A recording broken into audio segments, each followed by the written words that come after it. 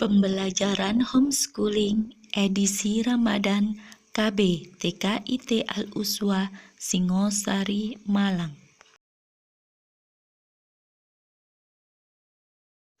Assalamualaikum teman-teman. Bagaimana kabar teman-teman hari ini? Sehat selalu ya dan tetap semangat ya.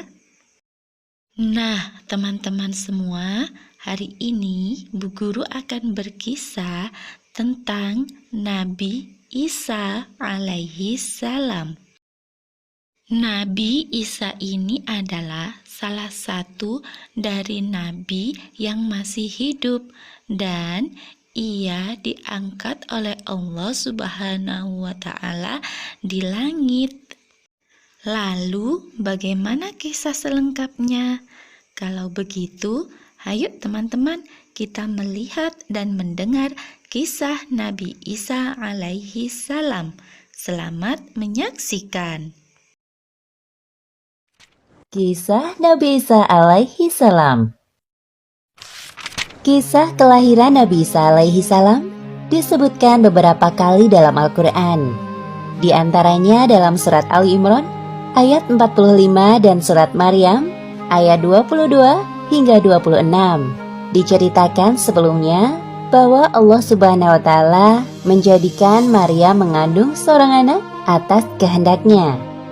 Jadi kelak bayi Isa lahir dari rahim ibunya tanpa campur tangan seorang ayah. Ini merupakan ujian yang berat bagi Maryam. Padahal Maryam dikenal sebagai perempuan yang taat beribadah dan menjaga diri dari laki-laki yang bukan mahramnya. Kehamilan Maryam merupakan bukti bahwa tidak ada yang mustahil bagi Allah.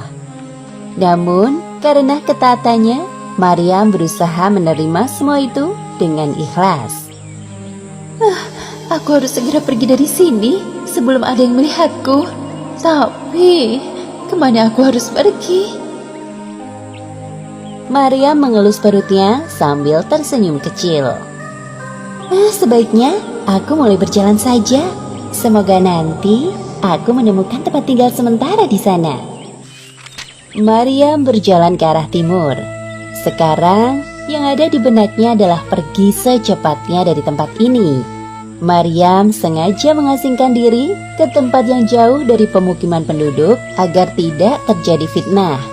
Terkadang muncul di benak Maryam perasaan malu dan sedih dengan keadaannya sekarang, yaitu mengandung seorang anak tanpa perantara seorang suami. Namun ketika perasaan sedih itu muncul, Maryam kembali ingat dengan firman Allah yang disampaikan melalui perantara malaikat Jibril. Seperti yang disebutkan dalam Al-Quran, surat Ali Imran ayat 45. Hai Maryam, sesungguhnya Allah menggembirakan kamu dengan kelahiran seorang putra yang diciptakan dengan kalimat yang datang daripadanya. Namanya Al-Masih Isa putra Maryam, seorang terkemuka di dunia dan akhirat, dan salah seorang di antara orang-orang yang didekatkan kepada Allah. Ya Allah, berikanlah hamba-Mu ini kekuatan untuk menjalankan ujian yang berat ini. Sesungguhnya hamba hanyalah manusia yang lemah dan padanya kekuatan dari Engkau ya Allah. Maryam hidup berpindah-pindah dari satu tempat ke tempat lain. Hal itu ia lakukan agar tidak ada yang mencurigai perubahan bentuk perutnya yang mulai membuncit seperti perempuan hamil pada umumnya. Akhirnya, saat yang ditunggu tiba, Maryam merasa dirinya akan melahirkan. Rasa yang teramat sakit membuatnya tidak bisa melanjutkan perjalanan. Kemudian, ia berhenti dan duduk. Ya Allah, apakah sekarang saatnya hamba melahirkan bayi mulia ini? Tenagaku mulai habis. Hamba merasa tidak sanggup lagi ya Allah. Maryam merasa sangat putus asa. Tenaganya habis untuk berjalan. Ia merasa haus dan lapar. Namun, Allah Subhanahu wa Ta'ala tidak akan membiarkan hambanya yang beriman dalam kesulitan. Apalagi Maryam sedang mengandung seorang calon nabi utusan Allah. Kemudian Allah menghibur Maryam melalui perantara malaikat Jibril. Seperti yang disebutkan dalam Al-Quran, surat Maryam ayat 24 hingga 26. Janganlah kamu bersedih hati. Sesungguhnya Tuhanmu telah menjadikan anak sungai di bawahmu, dan goyanglah pangkal pohon kurma itu ke arahmu. Niscaya pohon itu akan menggugurkan buah kurma yang masak kepadamu. Maka makan, minum, dan bersenang hatilah kamu. Alhamdulillah, ada air. Kemudian Maryam menggoyangkan pangkal pohon kurma itu dengan sisa tenaga yang dimilikinya. Hal ini menunjukkan kuasa Allah. Walaupun usaha yang dilakukan Maryam terlihat mustahil dengan kondisinya sekarang, buah kurma banyak yang berjatuhan. Wah, Bismillahirrohmanirrohim. Setelah Maryam mengisi tenaga dengan makan buah kurma dan minum air secukupnya, tenaga sudah terisi. Wahai anakku Isa, aku sudah tidak sabar ingin melihat wajahmu. Sebentar lagi engkau akan lahir di dunia ini. Dengan penuh susah payah menahan sakit, diwarnai dengan cucuran peluh dan air mata, Maryam akhirnya melahirkan anaknya. Tampak seorang bayi mungil nan suci. Bayi laki-laki itu bernama Isa putra Maryam, sebuah nama yang diberikan oleh Allah. Nama Isa dinisbahkan kepada ibunya karena ia lahir tanpa perantara ayah. Alhamdulillahirabbil alamin. Akhirnya engkau lahir dengan selamat, Nak. Kemudian Allah Subhanahu wa taala memerintahkan Maryam untuk tidak berbicara dengan orang yang ditemuinya. Seperti yang disebutkan dalam lanjutan surat Maryam ayat 26. Jika kamu melihat seorang manusia, maka katakanlah, sesungguhnya aku telah bernazar berpuasa untuk Tuhan yang Maha Pemurah. Maka aku tidak akan berbicara dengan seorang manusia pun pada hari ini. Hal tersebut dilakukan untuk menghindari fitnah, karena keanehan yang terjadi pada Maryam tidak mudah diterima oleh akal manusia. Kemudian Maryam merawat bayi Isa dengan penuh kasih sayang. Tibalah waktu yang ditentukan. Maryam kembali kepada kaumnya membawa bayi Isa. Selama perjalanan, Maryam terus berdoa dalam hatinya agar Allah selalu melindungi mereka berdua. Karena kelak bayi suci yang berada dalam dekapannya itu akan menjadi nabi yang mulia di kalangan Bani Israel. Kisah ini diceritakan beberapa kali dalam Al-Quran. Salah satunya dalam surat Maryam ayat 27 hingga 35. Setelah melahirkan bayi Isa, akhirnya Maryam kembali ke tengah-tengah kaumnya di Palestina. Namun saat kaumnya mengetahui bahwa Maryam membawa seorang bayi tanpa suami, tuduhan dan hinaan menyerangnya. Pada saat itulah Allah Subhanahu wa taala menyelamatkannya melalui perantara bayi Isa yang dapat berbicara. Hal yang mustahil dapat terjadi atas kehendak Allah Subhanahu wa taala. Maryam menempuh perjalanan yang cukup jauh untuk sampai di kampung halamannya. Kedatangan Maryam bersama seorang bayi menimbulkan prasangka di kalangan Bani Israel. Ya Allah, kuatkanlah hamba dalam menghadapi ujian ini. Hamba berserah diri kepadamu. Kondisi Maryam yang sekarang telah berbeda membuat Bani Israel bertanya-tanya. Karena selama ini yang mereka tahu Maryam adalah seorang wanita yang sangat menjaga diri dari laki-laki bukan mahram. Kemudian mereka mencerca Maryam dengan berbagai pertanyaan. Wahai Maryam, sebenarnya engkau selama ini pergi kemana? Apa jangan-jangan engkau malu jika kami sampai mendengar tentang kehamilanmu? Apa? Maryam hamil? Orang-orang di sekitar yang mendengar percakapan tersebut juga penasaran dengan jawaban dari Maryam tentang asal-usul bayinya. Mereka yang tadinya tidak peduli mulai mendekati Maryam. Pantas saja dia menghilang cukup lama selama ini. Jika memang benar engkau hamil dan itu anakmu, lantas siapa ayah bayi itu? Namun, tidak ada jawaban yang keluar dari mulut Maryam. Hal ini dilakukan Maryam atas perintah Allah Subhanahu wa Ta'ala. Hei Maryam, sesungguhnya kamu telah melakukan sesuatu yang amat mungkar. Mengapa engkau hanya diam saja, wahai Maryam? Jika memang benar itu bayimu, siapakah ayahnya? Jangan membuat kami menerka-nerka seperti ini. Bani Israel mulai terpancing emosi karena Maryam tidak menjawab pertanyaan mereka dan mulai menyindir Maryam. Padahal ayahmu sekali-kali bukanlah seorang yang jahat dan ibumu bukanlah seorang pezina. Maryam sangat sedih dan hancur mendengar tuduhan dari kaumnya. Apalagi orang tuanya juga ikut mereka hinakan. Padahal yang selama ini kaumnya tahu bahwa ia sangat menjaga kehormatannya. Namun, Maryam mencoba untuk bersabar menghadapi ujian ini. Wahai Maryam, sebenarnya siapa laki-laki yang telah membuatmu seperti ini? Bagaimana kami akan berbicara dengan anak kecil yang masih dalam ayunan? Pada saat inilah Allah Subhanahu wa Ta'ala menunjukkan kuasanya melalui bayi Isa yang dapat berbicara layaknya orang dewasa. Seperti yang disebutkan dalam surat Ali Imran ayat 46.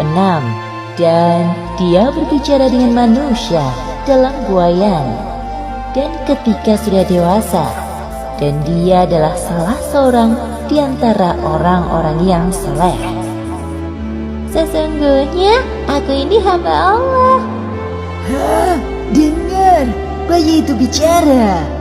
Dia memberikanku Alkitab atau Injil, dan dia menjadikan aku seorang nabi. Subhanallah. Jadi, engkau adalah seorang nabi utusan Allah? Ya Allah, Maha Suci Allah. Perhatian semua orang tertuju pada bayi dalam gendongan Maryam. Perkataan bayi Isa ini ditujukan untuk membersihkan nama baik ibunya dari tuduhan zina oleh kaumnya. Kemudian bayi Isa juga menjelaskan tentang tugas kerasulannya kelak. Dia, Allah, menjadikan aku seorang yang diberkati di mana saja aku berada. Dan dia memerintahkan kepada aku mendirikan sholat dan menunaikan zakat selama aku hidup. Dan berbakti kepada ibuku. Dan dia tidak menjadikan aku seorang yang sombong lagi celaka. Orang-orang yang menyaksikan kejadian tersebut merasa kagum dengan mukjizat bayi Isa yang dapat berbicara.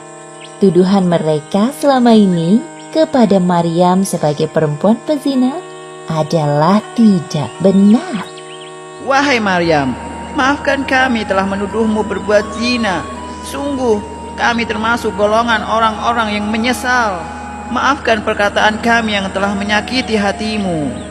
Benar Maryam, maafkan kami.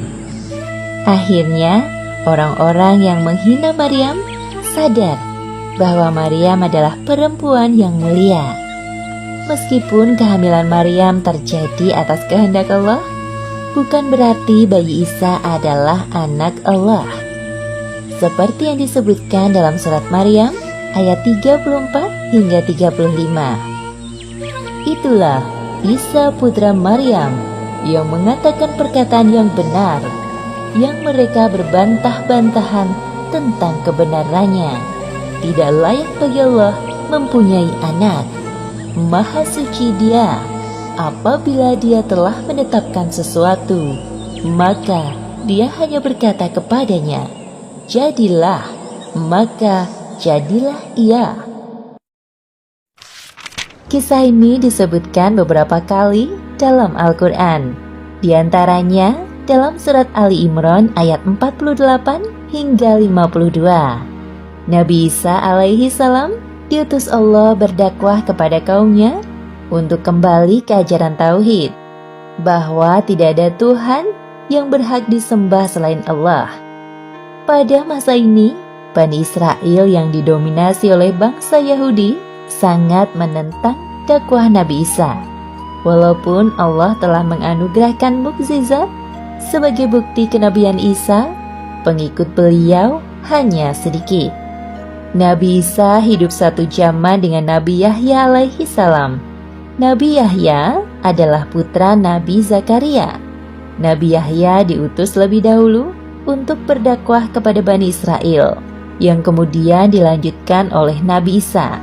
Wahai kaumku, sepeninggalku kelak, Isa Al-Masih akan meneruskan dakwah perjuanganku. Jangan sekali-kali kalian mendustakannya, dan tetaplah berpegang teguh keimanan kalian kepada Allah Subhanahu wa Ta'ala. Sepeninggal Nabi Yahya, Bani Israel dan Yahudi kembali kepada tabiatnya. Mereka hanya taat ketika Nabi datang. Setelah itu kembali ingkar. Bahkan sejak Isa masih dalam buayan, mereka berencana untuk membunuhnya. Sementara itu, kehidupan Isa dan ibunya penuh dengan ancaman dari kaumnya. Akibatnya mereka hidup berpindah-pindah dari satu tempat ke tempat yang lain. Seperti yang disebutkan dalam Al-Quran, Surat Al-Mu'minun ayat 50. Dan kami melindungi mereka di suatu tanah tinggi datar, yang banyak terdapat padang-padang rumput, dan sumber-sumber air bersih yang mengalir. Isa tumbuh dengan pengasuhan yang baik. Selama itu pula, Isa mempelajari berbagai ilmu, sampai akhirnya beliau dewasa dan berdakwah kepada kaumnya. Seperti yang disebutkan dalam Al-Quran, Surat Ali Imran ayat 48. Dan Allah akan mengajarkan kepadanya Alkitab, hikmah, Taurat, dan Injil. Nabi Isa mengetahui bahwa terjadi penyimpangan ajaran dari kitab Taurat yang dilakukan oleh pendeta Yahudi. Namun, beliau tidak tinggal diam melihat hal tersebut. Wahai kaumku, apa yang sedang kalian lakukan? Engkau ini siapa? Apakah engkau Isa? Benar, aku adalah Isa bin Maryam. Aku datang kepadamu membenarkan Taurat yang datang sebelumku. Aku juga datang membawa mukjizat dari Allah. Sudahlah Isa, janganlah mengganggu pekerjaan kami. Nabi Isa sangat sedih melihat kaumnya yang telah melupakan Allah. Mereka hanya mempercayai ajaran dari nenek moyang mereka, penyembah patung anak sapi. Hari demi hari dilewati Nabi Isa dengan berdakwah kepada kaumnya. Beliau membantu menyelesaikan permasalahan kaumnya atas izin dari Allah. Beberapa mukjizat Nabi Isa disebutkan dalam Al-Quran, Surat Ali Imran ayat 49. Sesungguhnya, aku telah datang kepadamu dengan membawa suatu tanda atau mukjizat dari Tuhanmu, yaitu, aku membuat untuk kamu dari tanah sebagai bentuk burung. Kemudian aku meniupnya, maka ia menjadi seekor burung dengan izin Allah. Dan aku menyembuhkan orang yang buta sejak dari lahirnya, dan orang yang berpenyakit sopak. Dan aku menghidupkan orang mati dengan seizin Allah. Dan aku kabarkan kepadamu apa yang kamu makan dan kamu simpan di rumahmu. Wahai kaumku, apakah tidak cukup sebuah bukti ini bagi kalian? Wahai Isa, semua itu adalah sihir yang engkau buat. Tidak semudah itu kami percaya kepadamu. Wahai saudaraku, ketahuilah sesungguhnya Isa ini berusaha menipu kita dengan semua sihirnya. Jadi semua itu adalah sihir? Pantas saja, hebat sekali. Walaupun tampak jelas bukti kenabian Nabi Isa melalui mukjizat yang diberikan Allah, hanya sebagian kecil dari kaumnya yang menerima dakwah beliau. Wahai kaumku, sesungguhnya Allah Subhanahu wa Ta'ala adalah Tuhanku dan Tuhan kalian semua. Bertakwalah kalian kepadanya dan taatlah kepadaku. Inilah satu-satunya ajaran yang benar. Nabi Isa tidak pantang menyerah melihat kenyataan bahwa pengikutnya masih sangat sedikit. beliau tetap sabar dan mendoakan kaumnya yang telah menyimpang. Ya Allah, tambahkanlah keimanan pada diri kaumku. Berikanlah hamba kekuatan untuk lebih bersemangat dalam berdakwah kepada mereka. Allah Subhanahu wa Ta'ala menjawab doa Nabi Isa dengan memberikan para pengikut dan penolong setia yang dikenal dengan sebutan Hawariyun. Siapakah yang akan menjadi penolong-penolongku untuk menegakkan agama Allah? Kamilah penolong-penolong agama Allah. Kami beriman kepada Allah. Dan saksikanlah bahwa sesungguhnya kami adalah orang-orang yang menyerahkan diri. Hawariyun sangat setia mendampingi Nabi Isa dalam berdakwah. Nabi Isa juga mengirim beberapa di antara mereka untuk berdakwah ke pelosok negeri yang dibelenggu kesesatan. Wahai para sahabatku, pergilah kalian ke negeri Antakia yang penduduknya masih menyembah berhala. Ajaklah mereka untuk kembali kepada ajaran yang benar. Baiklah, jika itu perintahmu wahai Isa, kami akan berangkat ke negeri Antakia. Kaum Nabi Isa terpecah menjadi dua golongan, seperti yang disebutkan dalam Al-Quran, Surat As-Saff ayat 14. Lalu segolongan dari Bani Israel beriman, dan segolongan yang lain kafir. Maka kami berikan kekuatan kepada orang-orang yang beriman terhadap musuh-musuh mereka. Lalu mereka menjadi orang-orang yang menang. Kisah ini disebutkan beberapa kali dalam Al-Quran. Salah satunya pada surat An-Nisa ayat 157 hingga 159. Dakwah Nabi Isa alaihi salam kepada kaumnya berjalan baik. Terbukti bahwa pengikut Nabi Isa semakin bertambah dengan bantuan dari Hawariyun. Hal ini membuat kaum Yahudi yang menentang ajaran Nabi Isa menjadi geram. Kemudian mereka merencanakan pembunuhan terhadap Nabi Isa alaihi salam. Nabi Isa alaihi salam berdakwah kepada kaumnya dengan dibantu oleh Hawariyun. Ketulusan dan keikhlasan mereka dalam membantu dakwah Nabi Isa sangat tinggi. Bahkan Allah Subhanahu wa Ta'ala menurunkan mukjizat kepada Nabi Isa atas permintaan Hawariyun. Wahai para sahabatku, terima kasih atas kesigapan kalian dalam membantu perjuangan dakwahku selama ini. Semoga Allah SWT membalas setiap kebaikan kalian menjadi berkali-kali lipat.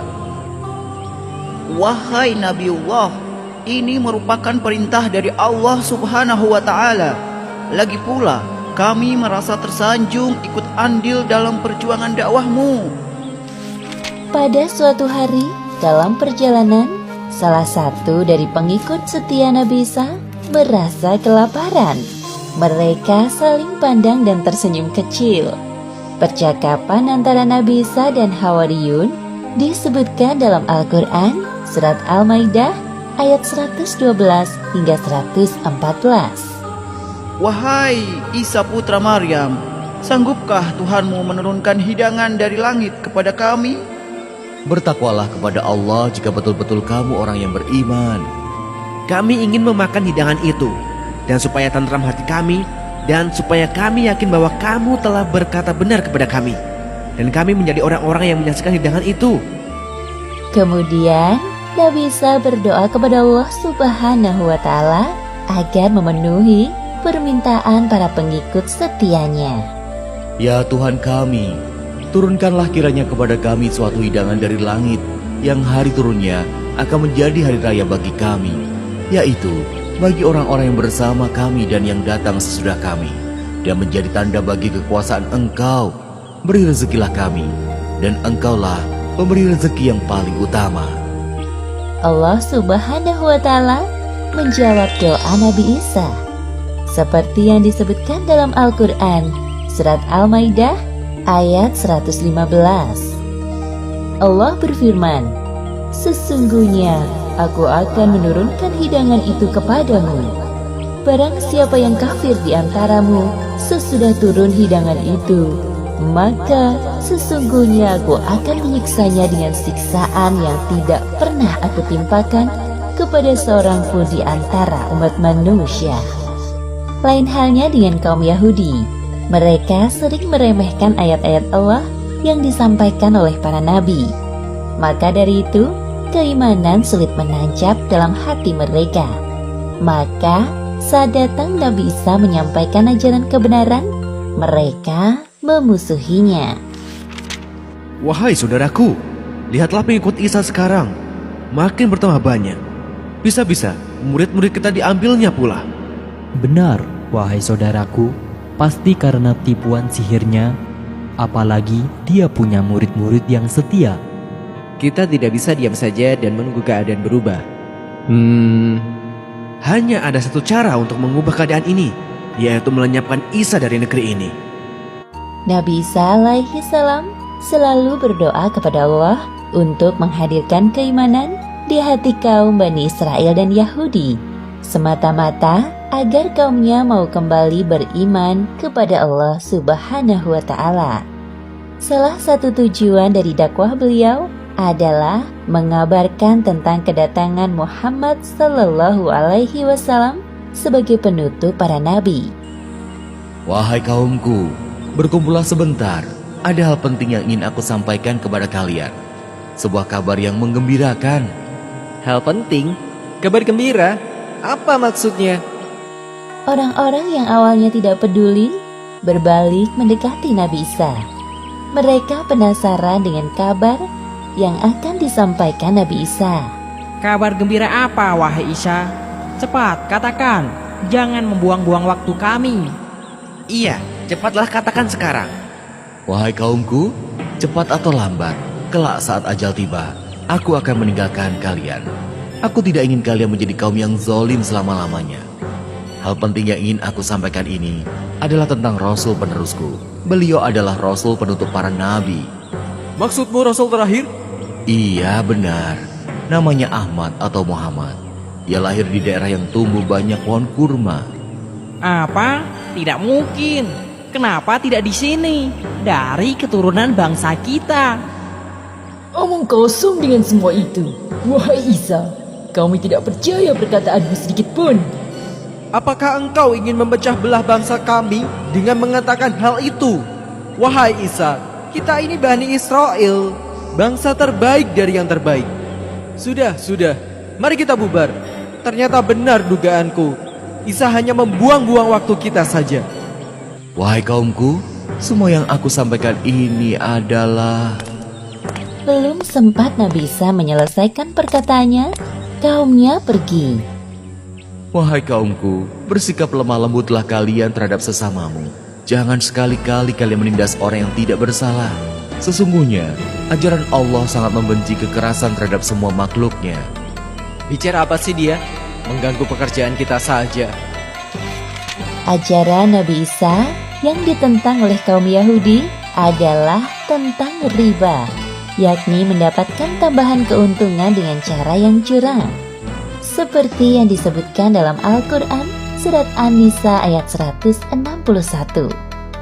Dan disebabkan mereka memakan riba, padahal sesungguhnya mereka telah dilarang daripadanya. Dan karena mereka memakan harta orang dengan jalan yang batil. Pada masa itu, sekitar tahun 63 sebelum Masehi, negeri Palestina berada di bawah kekuasaan Romawi yang kejam. Setiap orang yang melakukan pemberontakan terhadap kerajaan akan dijatuhi hukuman salib. Sementara itu, beberapa orang Yahudi sedang berdiskusi untuk melenyapkan Nabi Isa alaihi salam yang dirasa mereka telah banyak bertingkah. Wahai saudaraku, ajaran Isa benar-benar telah merugikan kaum kita. Betapa tidak, apa-apa dilarang. Kalau begini caranya, semakin sempit ruang gerak kita untuk berkuasa. Benar sekali yang engkau katakan. Wahai saudaraku, sekarang para pendeta risau dengan keberadaan Isa. Karena kehadiran Isa telah mengusik ketenangan hidup kita, maka sekarang saatnya kita melenyapkannya dari negeri ini.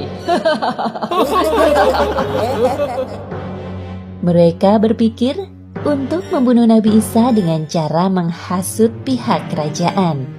Jadi seolah-olah mereka tidak terlibat dalam pembunuhan Nabi Isa. kaum Yahudi berhasil menjebak Nabi Isa alaihi salam dengan tuduhan yang tidak benar kepada pihak kerajaan.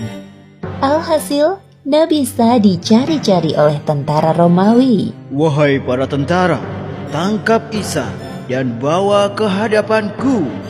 Siap, laksanakan perintah. Sementara itu, Nabi Isa bersama Hawariyun telah bersembunyi ke tempat yang aman setelah mendengar kabar bahwa Nabi Isa menjadi buronan pihak kerajaan. Wahai rakyat Palestina, barang siapa di antara kalian yang mengetahui keberadaan Isa putra Maryam dan bersedia melaporkannya kepada kami, hadiah besar dari kerajaan menanti kalian. Namun sayangnya, ada salah satu pengikut Nabi Isa yang tergiur dengan hadiah sayembara tersebut. Ia berkhianat dan memberitahukan tempat persembunyian Nabi Isa kepada tentara Romawi. Sebelum tentara Romawi mendatangi tempat persembunyian Nabi Isa, Allah Subhanahu wa Ta'ala telah menyelamatkan Nabi Isa. Seperti yang disebutkan dalam Al-Quran, Surat An-Nisa ayat 158. Tetapi yang sebenarnya Allah telah mengangkat Isa kepadanya. Wahai Isa, keluarlah dari persembunyianmu. Engkau telah terkepung. Engkau tidak bisa lari lagi dari kami. Di mana Isa? Cepat katakan. Aku tidak tahu apa-apa tentang Isa. Hei, dia itu Isa. Hah? Kau Isa rupanya. Demi Tuhan, aku bukan Isa. Kalian salah orang. Sudah, bawa saja dia. Akhirnya, tentara Romawi membawa Yudas Iskariot yang wajahnya telah diserupakan oleh Allah seperti Nabi Isa dan menyalibnya. Seperti yang disebutkan dalam Al-Quran, Surat An-Nisa ayat 157. Dan karena ucapan mereka, sesungguhnya kami telah membunuh Al-Masih, Isa putra Maryam, Rasul Allah, padahal mereka tidak membunuhnya dan tidak pula menyalibnya, tetapi yang mereka bunuh ialah orang yang diserupakan dengan Isa bagi mereka. Nah, teman-teman semua, itu tadi kisah Nabi Isa alaihi salam. Dan seperti biasa, silahkan kalian menjawab pertanyaan dari Bu Guru. Pertanyaannya adalah, apa saja mukjizat Nabi Isa alaihi salam? Dan Bu Guru akhiri sampai di sini dulu ya. Ilal liqa ma'assalamah. Wassalamualaikum warahmatullahi wabarakatuh.